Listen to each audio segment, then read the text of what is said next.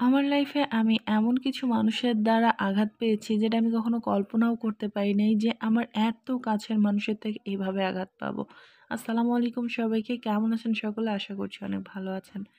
জীবন আসলে কিছু কিছু বিষয় থাকে আর কিছু কিছু সময় থাকে যেগুলো মানুষকে অনেক ভালোভাবে শিক্ষা দিয়ে যায়।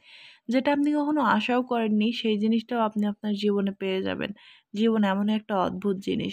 আপনি হয়তোবা আপনার কাছের মানুষ, এমন কিছু মানুষ আছে যাকে এত পরিমাণ বিশ্বাস করেন বা আপনি তার কাছে কখনো আশাও করেন না যে সে আপনাকে কখনো কষ্ট দেবে। বাট একটা সময় গিয়ে সেই মানুষটা আপনাকে সবথেকে বেশি আঘাত করবে বা সেই মানুষটার থেকে এমন কোনো আঘাত পাবেন যেটা হয়তোবা কল্পনার বাইরে থাকবে।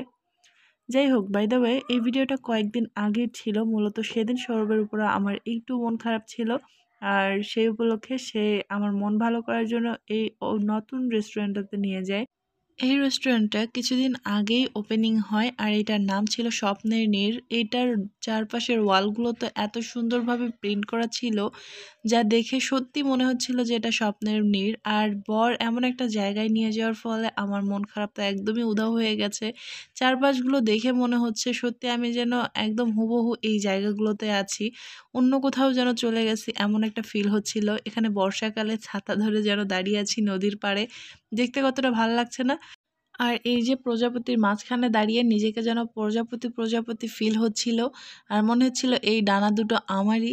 তো যাই হোক, এরপর আমরা যাচ্ছি উপরে। মূলত এটা ছিল সম্পূর্ণ খোলা আকাশের নিচে ছাদের মধ্যে। এখানে যাওয়ার পর আরও বেশি অবাক হয়ে যাই, যেটা একদম ছাদের মধ্যে আমাদের কল্পনার বাইরে ছিল। আমরা ভেবেছিলাম হয়তো বা অন্য রেস্টুরেন্ট যেরকম হয় তেমনই হবে, বাট না, এটা একটা ছোটোখাটো রেস্টুরেন্ট বলতে পারেন বা কফি শপ বলতে পারেন। আর এখানে এসে এই যে এই সাইডটাতে একদম সমুদ্র সৈকতের মতো জায়গাটা এরা প্রিন্ট করছে, দেখতে এত ভালো লাগছিল।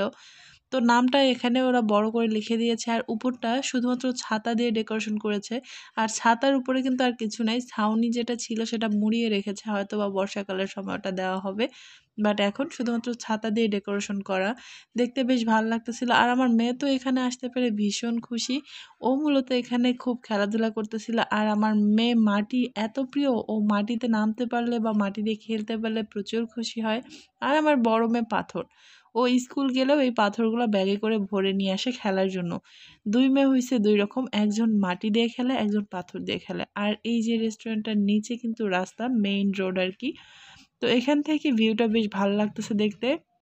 যাই হোক, বেশ কিছুক্ষণ এদিক ওদিক ঘোরাঘুরি করার পর এবার আমরা বসে পড়লাম যে আসলে মেনু কার্ডে কী কী আছে এটা দেখার জন্য। তো এই যে বসে আমরা দেখতেছিলাম যে কি অর্ডার করা যায় আর এখানকার খাবারের টেস্ট যে কেমন হবে জানি না, সেটা নিয়ে একটু দ্বিধাদ্বন্দ্বে ছিলাম। আর এদিকে মেয়ের বাবা তার মেয়েকে জিজ্ঞেস করতেছিল যে তুমি কি খাবা সেটা বলো। মেয়ে তো বরাবরই তার ফেভারিট যেটা সেটা হচ্ছে বার্গার। তো সে বললো যে আমি বার্গার খাবো আর তার সঙ্গে আমরা একটু কফি চাইলাম। তো ওনারা বললো যে এই মুহূর্তে আসলে কফিটা হচ্ছে না, আপনার মটকা চা বা নরমালি যে দুধ চা এটা হবে। তো সেই হিসেবে আসলে আমরা চা অর্ডার করলাম আর হচ্ছে বার্গার, তার সঙ্গে ওদের পেস্ট্রি ছিল। যদিও আমি নিজে হাতে এই কেক পেস্ট্রি সবই তৈরি করতে পারি, বাট আজকে একটু ইচ্ছা হলো বাহিরে খাওয়ার, এই জন্য তাদের এখানে পেস্ট্রিও একটা অর্ডার করলাম। বিশেষ করে আমার মেয়েদের জন্য, তারা অনেক বেশি পছন্দ করে। আর এই মুহূর্তে আমি এখানে বসে রাস্তার সাইডটা দেখতেছিলাম, বেশ ভালো লাগতেছিল। আর এখন বর আমার একটু পোজ দিচ্ছিল, তার একটু ছবি তুলে নিচ্ছিলাম। আর আমার বর যে এত বেশি সহজ সরল কি আর বলবো, ছবির পোজটাও ঠিক মতো দিতে পারতেছিল না। তাকে আমি বলে বলে দিচ্ছিলাম এভাবে একটু পোজ দাও, ওভাবে দাও। বাট তারপরেও তার মাথায় ঢুকতেছিল না যে আসলে আমি কিভাবে বলতেছি আর সে কিভাবে দিবে।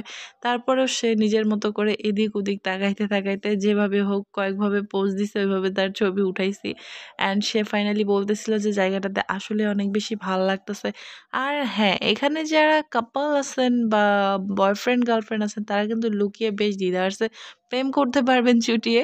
কারণ এই জায়গাটা যেহেতু ছাদের উপরে আর এক কর্নারে, সেহেতু কেউ দেখার মতো চান্স নেই। তো বাই দ্য ওয়ে, আমাদের কিন্তু এর মধ্যে খাবারটাও চলে আসছে। আমরা এবার এগুলো একটু টেস্ট করব। অ্যাট ফার্স্ট আমি টেস্ট করতেছি খাবারের টেস্টটা কেমন এইটা বোঝার জন্য। তো মোটামুটি আছে, কেকটা আমার কাছে খুব বেশি একটা ভালো লাগেনি। বিকজ আমি নিজেও তো কেক বেকিং করি, তাই আমার কাছে এটা মনে হয়েছে 10-এর মধ্যে হয়তো বা 4 বা 5 এরকম আর কি। এর থেকেও বেটার করা যেত। বাই দ্য ওয়ে তারপরেও কিন্তু আছে মোটামুটি। আর বাচ্চারা যেহেতু কেক পছন্দ করে তারা তো তারপরেও খাচ্ছে। আর সৌরভকেও এরপরে খাইয়ে দিলাম। আর তারপর নিজেও খাচ্ছি। বাচ্চাদেরকে কিন্তু খাইয়ে দিয়েছি, আপনারা হয়তো দেখতে পেয়েছেন। এবার বার্গারটা ট্রাই করার পালা।